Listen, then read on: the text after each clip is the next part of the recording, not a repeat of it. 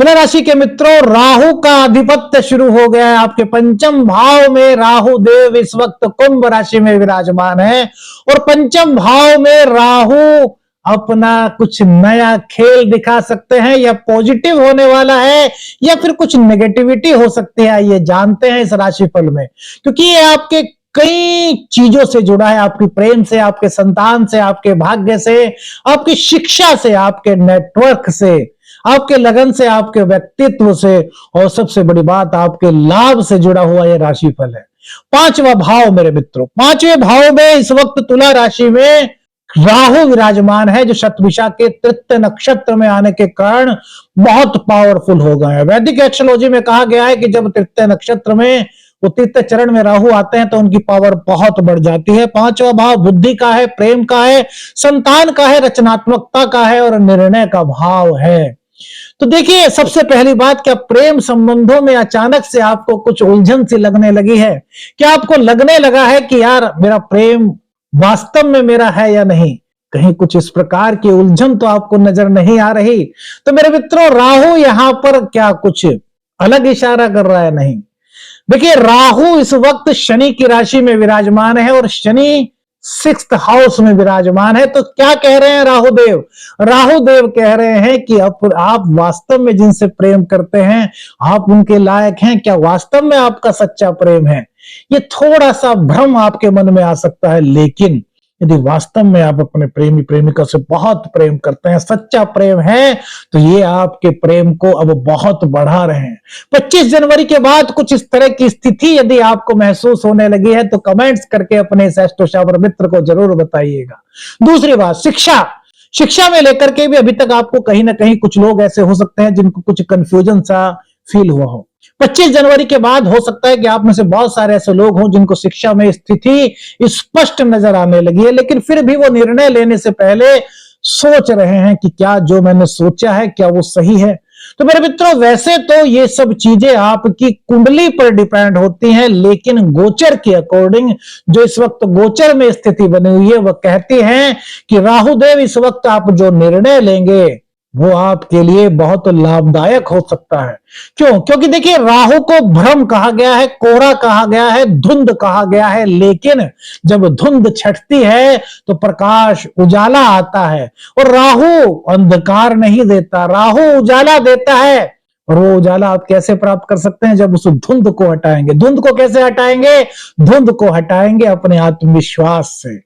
मेरे मित्रों, राहु से संबंधित तो बहुत सारी चीजें हैं जो आपको अभी पता चलने वाली हैं, तो वीडियो को बीच में स्किप मत कीजिएगा। प्रेम संबंध हो गया, शिक्षा हो गई, अब संतान को लेकर के आपके मन में हो सकता है, कितने लोग हैं जो चिंता करते हैं कि मेरे संतान सही रास्ते पर जा रही है या नहीं।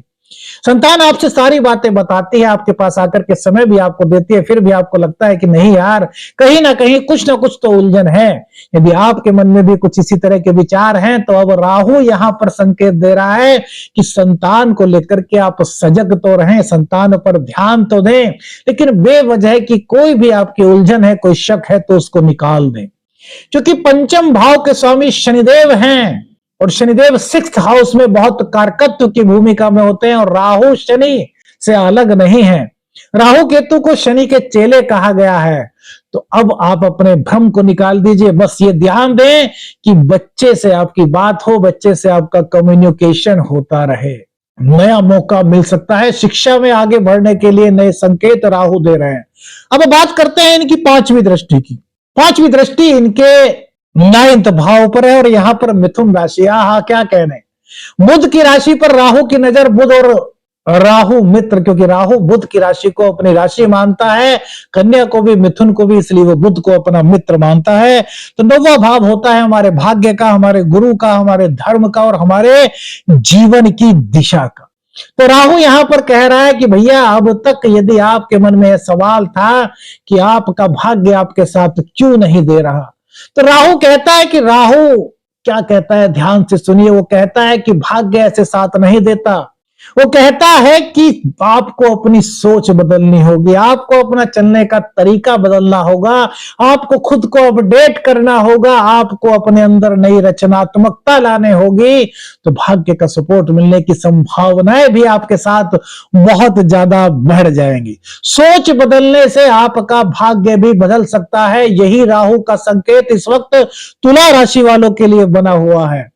यदि आप बहुत दिनों से किसी एक ही चीज को लेकर के चले आ रहे थे और सोचते थे कि अब यार इसको चेंज करना संभव नहीं है, तो अब राहु कह रहा है कि नहीं, आप चेंज मत करिए, बस थोड़ा सा तरीका बदल दीजिए। हो सकता है आपके जीवन में कोई बहुत बड़ा अवसर आपसे आकर के मिल जाए।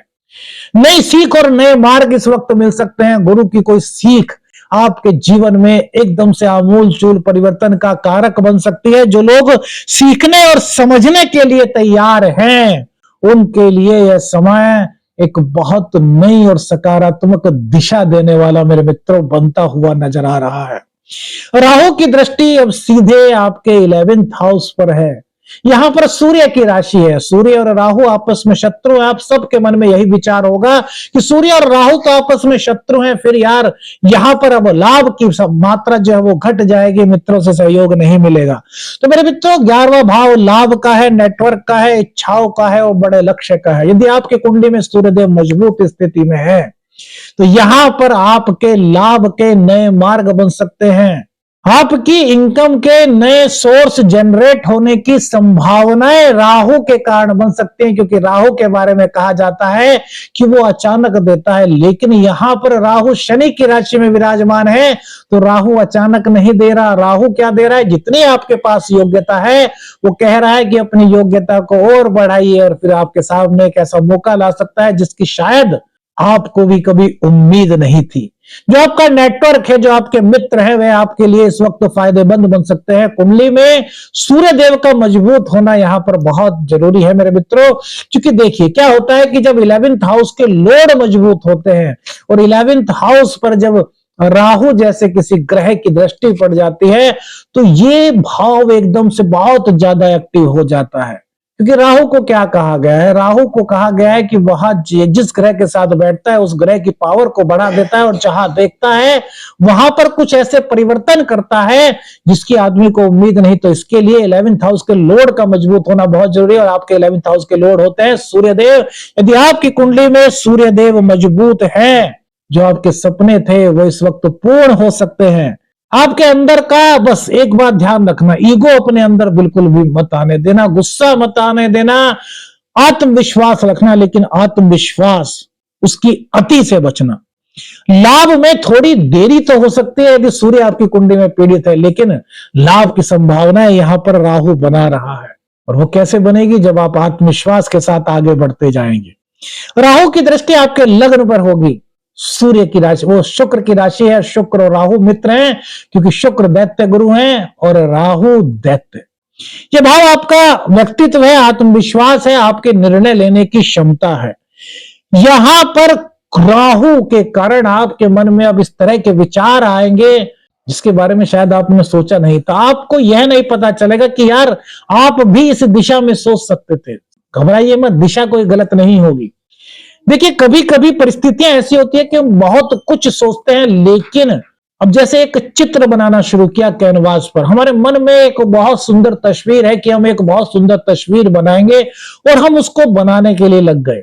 लेकिन जब वो बनकर तैयार हुई तो नहीं, और हमने इतनी मेहनत की लेकिन हमें संतुष्टि नहीं हुई। हमने कितनी बढ़िया तस्वीर बनाने की सोची थी, वो नहीं बन पाए। और कभी कभी कुछ मौका, कुछ समय, कुछ पल ऐसे होते हैं कि हमारे मन में कुछ नहीं होता और हम कैनवास लेकर के बैठ जाते हैं, कैनवास पर कुछ लकीरें उकेरना शुरू करते हैं, और देखते ही देखते कुछ ऐसी पिक्चर बन जाती है, कोई ऐसा चित्र उभर जाता है जो हम देख करके एकदम से आनंदित हो जाते हैं कि यार मैं इतना अच्छा चित्र बना सकता हूं। मैं तो कभी कल्पना में भी नहीं सोच सकता था, कभी कल्पना भी नहीं कर सकता था। तो राहु वही है, राहु वही विचार आपको दे रहा है। वो ऐसे ऐसे निर्णय, ऐसे ऐसे बदलाव आपके जीवन में लाने में आपकी मदद कर सकता है जो आपके लिए बहुत महत्वपूर्ण है। आपको पता ही नहीं चलेगा कि आपके निर्णय कितने आपके लिए सटीक हो गए। और घबराइए मत, दिसंबर 2026 तक राहु आपके यहीं पर पंचम भाव में विराजमान रहेंगे, और ये आपके व्यक्तित्व को निखारने में आपकी बहुत मदद कर सकते हैं। आपका आकर्षण बढ़ रहा है, आपकी बातों से लोग बहुत प्रभावित इस वक्त हो सकते हैं। संतुलन आपका बन रहा है। संतुलन कैसा बन रहा है?